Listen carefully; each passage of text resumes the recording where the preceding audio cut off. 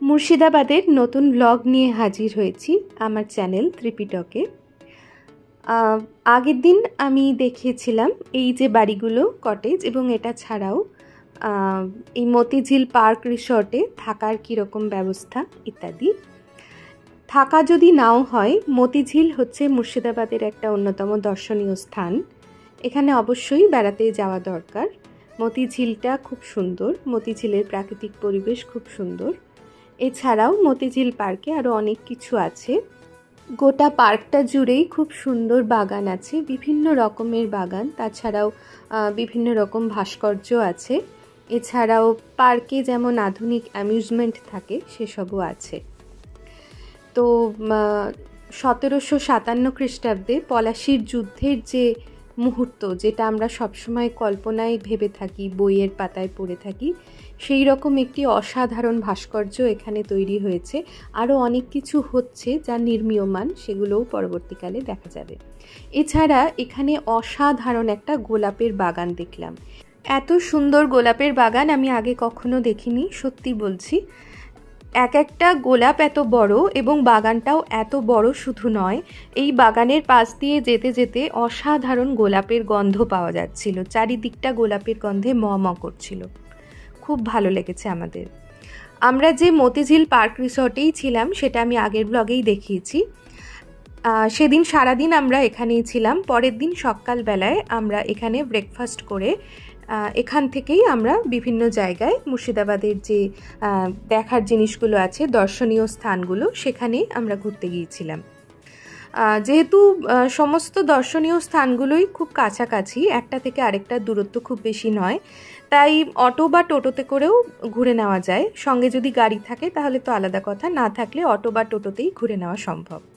আমাদের প্রথম গন্তব্য ছিল জাহানকোষা কামান। কামানটি সম্পর্কে কিছু তথ্য এখানে দেওয়া আছে। এই কামান নাকি বাংলাদেশের ঢাকায় তৈরি হয়েছিল। কামানটির ওজন 7 টন এবং অষ্টধাতুতে তৈরি। কামানের গায়ে কিছু লিপি খোদিত আছে, এছাড়াও কিছু কারুকার্যও খোদিত আছে যা এখন জীর্ণপ্রায়। কিন্তু এই কামানটি এমন শান্ত শীতলভাবে শায়িত আছে, কিন্তু এই কামানের নাম রাখা হয়েছিল বিশ্ব ধ্বংসকারী বা জাহানকোষা। তো আন্দাজ করে নেওয়া যায় যে এই কামানের শক্তি কত ছিল। ঐতিহাসিক জায়গায় বেড়াতে যাওয়া সেই জন্য সবসময় ভীষণ রোমাঞ্চকর। আমাদের পরবর্তী গন্তব্য কাটরা মসজিদ। এই কাটরা মসজিদটা আসলেই একটা প্রাচীন মসজিদ। এর মধ্যে মুর্শিদ কুলি খানের সমাধিও আছে। অসম্ভব সুন্দর একটা ইমারত, অসম্ভব সুন্দর একটা স্থাপত্য শৈলী। এখানে মিনার আছে, গম্বুজ আছে, খিলান আছে। ভিতরে কিছু অংশ কোথাও কোথাও ধ্বংসপ্রাপ্ত হয়েছে, কোথাও এখনো পর্যন্ত সেই প্রাচীন স্মৃতি বহন করে দাঁড়িয়ে আছে। খুব সুন্দর একটা জায়গা, এবং এখানে গাইড পাওয়া যায়। গাইড থাকলে একটা সুবিধে হয় কি, কিছু স্থানীয় ইতিহাস যা বইয়ের পাতায় পাওয়া যায় না তা জানতে পারা যায়। একথা ঠিক যে এই সমস্ত স্থানীয় ইতিহাসের মধ্যে অনেক কিংবদন্তিও মিশে আছে, কিন্তু সেই কিংবদন্তি এবং ইতিহাসকে আলাদা করা না গেলেও এটা আমার ব্যক্তিগত মত যে অন্ততপক্ষে ছোটদের নিয়ে বেড়াতে গেলে বা বড়রাও এই গাইড সঙ্গে নিয়ে বেড়াতে গেলে এই জায়গাগুলো কিন্তু আরও অনেক বেশি ইন্টারেস্টিং হয়ে যায় আমাদের জন্য। যাই হোক, মসজিদটার বাইরে থেকে মসজিদটা একরকম সুন্দর, কিন্তু ভিতরে ঢুকলে যেন একটা অন্য দুনিয়ায় প্রবেশ করা হয়। ভিতরে আরও অনেক অনেক স্থাপত্য দেখতে পাওয়া যাচ্ছে, যেটা বাইরে থেকে সবটা দেখতে পাওয়া যায় না। এবং এত সুন্দর চারিদিকটা। এই মসজিদে, যে কোনো মসজিদেই তো কোনো মূর্তি বা এরকম কিছু থাকে না, কিন্তু মসজিদগুলোর যে স্ট্রাকচার, সেগুলোর মধ্যে বিভিন্নতা থাকে, সেগুলোর মধ্যে সৌন্দর্য লুকিয়ে থাকে তার স্থাপত্য শৈলীতে। এখানেও ইসলামিক স্থাপত্য রীতির বিভিন্ন নিদর্শন দেখতে পাওয়া যাচ্ছে, এবং এখানে এই মসজিদগুলোতে দেখতে পাওয়া যাচ্ছে যে ইটের তৈরি সম্পূর্ণটাই। ভীষণ সুন্দর জায়গাটা, এবং কিছু অংশ ধ্বংসপ্রাপ্ত হয়েছে, কিছু কিছু গম্বুজ দেখা যাচ্ছে যে ধ্বংসপ্রাপ্ত হয়েছে, কিন্তু তা সত্ত্বেও জায়গাটা এখনও পর্যন্ত যে ইতিহাসের স্বাক্ষর বহন করছে সেটা দেখার মতো। এবং ভিতরে সুন্দর করে ঘুরে ঘুরে দেখলে, অনেকটা সময় নিয়ে দেখলে দেখতে পাওয়া যাবে যে অনেক সুন্দর সুন্দর কারুকার্য সেখানে দেখতে পাওয়া যাচ্ছে। এছাড়াও এই মসজিদের গায়ে বিভিন্ন জায়গায় কিছু লিপি বা কোথাও কিছু চিহ্ন খোদিত দেখতে পাওয়া যাচ্ছে। এই মসজিদ চত্বরটি ভীষণ বড় এবং এখানে প্রায় একসঙ্গে 2000 জন মানুষ নামাজ পাঠ করতে পারেন। মুর্শিদ কুলি খানের যে সমাধিটা সেটা শায়িত আছে এই মসজিদের তলদেশে, কারণ তার আকাঙ্ক্ষা ছিল যে এখানে যারা নামাজ পাঠ করতে আসবেন সেই সমস্ত ধর্মপ্রাণ মুসলিমদের পায়ের ধুলো যেন তার কবরের ওপর পড়ে। এই চত্বরটা বেশ সুন্দর এবং আমার মনে হয় যে কাটরা মসজিদ ঘুরতে একটু হাতে সময় নিয়ে আসতে হবে। বেশ কিছুক্ষণ সময় এখানে লেগে যেতে পারে সব জায়গাটা ভালো করে দেখতে। মসজিদটার দুদিকে যে দুটো মিনার রয়েছে, একটা লক্ষণীয় বিষয় সেখানে কিন্তু নজরদারি করবার জন্য এবং হয়তো বন্দুক চালনা করার জন্য বেশ চারিদিকের জানলা বা ওই জাতীয় গর্ত করে রাখা রয়েছে, যেটা থেকে মনে হয় যে, এবং গাইডের কাছ থেকেও যেরকম শুনলাম যে এই অঞ্চলের আশেপাশে কিছু বহুমূল্য জিনিসের মান্ডি বা বাজার বসতো, যেটার কারণে এখান থেকে রক্ষণাবেক্ষণের একটা ব্যবস্থা ছিল। এছাড়াও মসজিদের ভেতরে অনেকগুলো কুঠুরি দেখতে পাওয়া যাচ্ছে। এই কুঠুরিগুলো থাকার উদ্দেশ্য নিশ্চয়ই সেই সময় এখানে শরণার্থীরা থাকতেন যারা হয়তো এই মসজিদে আসতেন। এই যে এদিকের যে কুঠুরিগুলো গম্বুজের নিচে, সেখানে হয়তো তারা আশ্রয় নিতেন কিছু দিনের জন্য, এরকমের জন্যই হয়তো এরকম ব্যবস্থা ছিল। আর যেমনটা বলেছিলাম যে একদম এই মসজিদের তলদেশে মুর্শিদ কুলি খাঁ সমাহিত হয়ে আছেন। তার উদ্দেশ্য ছিল পুণ্য অর্জন করা, যাতে তার সমস্ত জীবনের পাপ এভাবে ধুয়ে যায়। যাই হোক, আমাদের পরবর্তী গন্তব্য হচ্ছে কাঠগোলা রাজবাড়ি। এখানে একটা দুটো না, অনেকগুলো জিনিস দেখার আছে। এই কাঠগোলা বাগানবাড়ি বা রাজবাড়ি, এখানে এর ভেতরে এই যে বিশাল একটা দরজা, এই দরজার ভেতর দিয়ে আমরা প্রবেশ করার পরে প্রথমেই একটা বোর্ড পাওয়া যায়। সেই বোর্ডটাতেই দেখা যাবে যে এখানে কি কি দেখার জিনিস আছে। অনেক কিছু দর্শনীয় স্থান আছে এখানে। আর এখানেও আমরা একজন খুব মজাদার গাইড পেয়েছিলাম।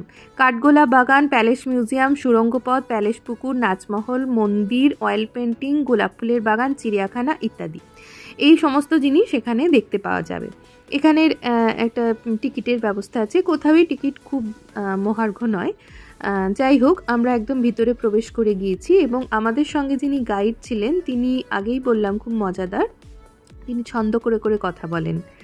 যাই হোক, এটা হচ্ছে সেই সুড়ঙ্গ পথ। সুড়ঙ্গ পথের এখানে ভাগীরথীর জল চলে এসছে এখন। আগে এমনটা ছিল না, সেই সময় এই সুড়ঙ্গ পথ ব্যবহার করা হতো। তো যাই হোক, আমাদের সেই গাইড দাদার ছন্দ করে করে কথা বলাটা আমি নিতে পারতাম, কিন্তু পারিপার্শ্বিক আরও অন্যান্য অনেক কথাবার্তা চলে আসবে বলে সেটা আমি দেখাতে পারলাম না। যারা ওখানে যাবেন এই রকম কোনো গাইড দাদার খোঁজ নিশ্চয়ই করবেন, নিশ্চয়ই আপনারা খুঁজে পাবেন তাকে। যাই হোক, এই অংশটি রেনোভেশন হয়েছে, দেখতেই পাওয়া যাচ্ছে, নতুন করে রং টংও হয়েছে। এই বাড়িটা আমরা বিভিন্ন সিরিয়াল বা সিনেমায় দেখতে পাই। মোড়ের ওপর জায়গাটা ভালোই, সুন্দর সুন্দর ছবি টবি তোলা যায়। তবে সত্যি কথা বলতে আমার এর চাইতেও কাটরা মসজিদটা আরও অনেক বেশি ভালো লেগেছে। এই বাড়িটার ভিতরেও মিউজিয়াম আছে, আর এছাড়াও চারিদিকে তো দেখার মতো আরও অনেক কিছুই রয়েছে। সেই জায়গাগুলো ঘুরতে ঘুরতে এইটা এমন সুন্দর করে আছে যে একদম শুরু থেকে হাঁটতে হাঁটতে যেতে যেতে যাবেন দেখতে দেখতে, এবং ওই পথেই ঘুরে একদম বাইরের রাস্তায় পৌঁছে যাওয়া যাবে। সব মিলিয়ে জায়গাটা খুব ফটোজেনিক এবং সুন্দর।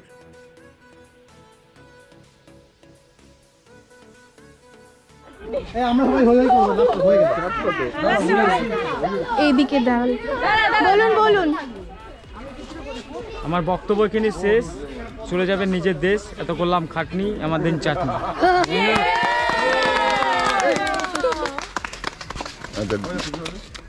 কত চাটনি? এই যে খুব আনন্দ করে আমরা ওখান থেকে বেরোলাম, তারপর সেখান থেকে আমরা চলে গেলাম জগৎ শেঠের বাড়ি। জগৎ শেঠের বাড়ির ক্ষেত্রেও তাই, বাইরে থেকে দেখে সেরকম কিছু বোঝা যায়নি, কিন্তু একদমই একটা পাড়ার মধ্যে বাড়ির মতো মনে হয়েছিল।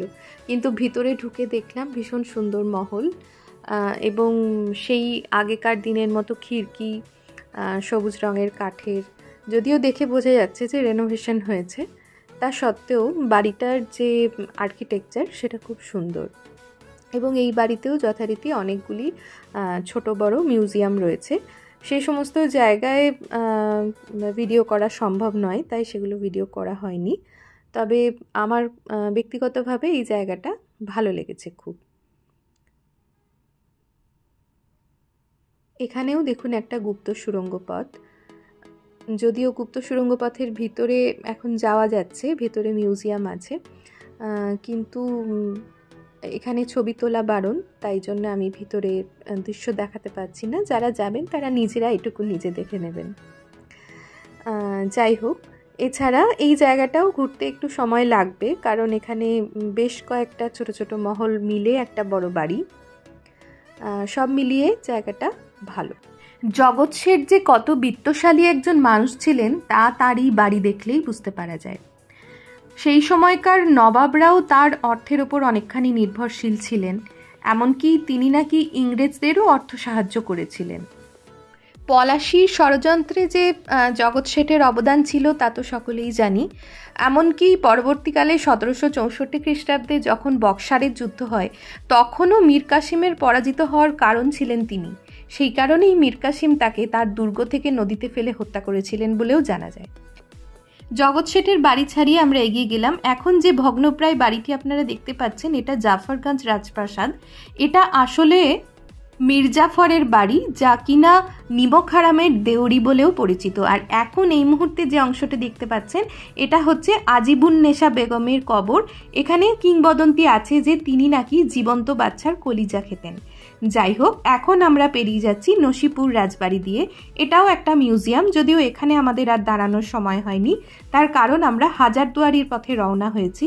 আর প্রায় বিকেল ঘনিয়ে এসেছে। এক একটা জায়গায় আমাদের ঘুরতে ঘুরতে এতটা সময় লেগেছে যে প্রায় বিকেলের দিকে চলে এসেছি আমরা।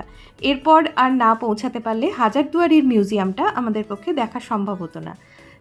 অবশেষে আমরা পৌঁছালাম হাজারদুয়ারি। হাজারদুয়ারিতে 1000টা দুয়ার আছে ঠিকই, কিন্তু 900টা দরজাই খোলা যায়, বাকি 100টা দরজা প্রতীকী। একদম এতক্ষণ ধরে আমরা দেখছিলাম ইসলামিক সমস্ত স্থাপত্যগুলো। এখানে কিন্তু আমরা দেখতে পাচ্ছি একদম ইউরোপীয় একটি স্থাপত্য, এবং আরও বিশদে বলতে গেলে একটি ইতালীয় স্থাপত্য রীতিতে তৈরি একটা প্রাসাদ। অত্যন্ত সুন্দর লাগছিল, একদম বিকেলের মায়াবী আলোয়, ভীষণ সুন্দর জায়গাটা। এবং ঠিক তার অপোজিটে এই যে সাদা রঙের বিশাল যে ইমারত দেখতে পাওয়া যাচ্ছে, এটা হচ্ছে ইমামবাড়া। এবং এটার প্রাসাদের ভিতরে, হাজারদুয়ারির ভিতরে অনেক 114টা কক্ষ আছে, এবং এর মধ্যে এটা সম্পূর্ণরূপে এখন একটি জাদুঘর, মিউজিয়াম। এখানে প্রচুর বিভিন্ন ধরনের ইউরোপীয় এবং ভারতীয় জিনিস রয়েছে দেখার মতো, যেখানে বিভিন্ন ধরনের ঝাড়লণ্ঠন আছে, বিভিন্ন অস্ত্রশস্ত্র আছে, সেই সময়কার নবাবদের ব্যবহৃত জিনিসপত্র আছে, অনেক তৈলচিত্র আছে, বিভিন্ন ধরনের ঐতিহাসিক সামগ্রী এর ভেতর দেখতে পাওয়া যায়। এবং এর বাইরের এই যে বিখ্যাত এই সিঁড়ি এবং এই যে জায়গাটা, যেখানটার ছবি আমরা বিভিন্ন সময় ইতিহাস বইয়ের পাতায় দেখেছি, খুব রোমাঞ্চকর লাগছিল এই জায়গাটায় এসে। এবং এখানেও একজন গাইড ছিলেন, যিনি এখানকার সম্পর্কে, হাজারদুয়ারি সম্পর্কে অনেক তথ্য দিয়েছিলেন। তো সব মিলিয়ে মুর্শিদাবাদের আমাদের সারাদিনের যে ট্রিপটা, সেটা এই হাজারদুয়ারিতে এসে শেষ হয়। এবং এই শেষ জায়গাটায় এসে আমরা প্রত্যেকে ভীষণভাবে খুশি হয়েছি এই সমস্ত জিনিসগুলো দেখে। এবং মিউজিয়ামের ভিতরে বিভিন্ন ধরনের খুব মজাদার আয়না আছে, অনেক সুন্দর সুন্দর জিনিস আছে। আর এখানে এই পুরো চত্বরটা জুড়ে প্রচুর টিয়া পাখি আছে। আমি জানি না ভিডিওতে কতটা দেখতে পাওয়া যাচ্ছে, মৌমাছির চাক, টিয়া পাখি, অনেক কিছু রয়েছে। যাই হোক, এই ছিল আমাদের সারা দিনের মুর্শিদাবাদের ট্রিপের একটা ঝলক। আশা করি আপনাদের এই ভিডিওটা দেখতে ভালো লেগেছে বা সামান্যতমও কিছু উপকার হয়ে থাকবে। আমার পরামর্শ, আপনারা প্রত্যেকে পরিবারের সকলকে সঙ্গে নিয়ে মুর্শিদাবাদ ঘুরে আসুন, একটা ছোট্ট ট্রিপে হয়ে যাবে। আর নিশ্চয়ই আমাকে জানাবেন আমার ভিডিওগুলো আপনাদের কেমন লাগছে। আমরা তো ভীষণ এনজয় করেছি এবং আমার এটা ভাবতে খুব ভালো লাগছে একদিন যখন এই কচি কাঁচাগুলো বড় হয়ে যাবে, ওরা তখন যখন পিছনের দিকে ফিরে তাকাবে তখন এই ভিডিওটা দেখলে ওদের নিশ্চয়ই খুব ভালো লাগবে। আমার তো খুব ভালো লাগছে। প্রত্যেকে ভালো থাকুন, সুস্থ থাকুন, ঘুরতে থাকুন। আর আমার চ্যানেল যদি আপনাদের ভালো লাগে তাহলে সাবস্ক্রাইব করে রাখতে পারেন আরও অনেক নতুন নতুন ভিডিও দেখার জন্য। আজকের মতো বিদায়।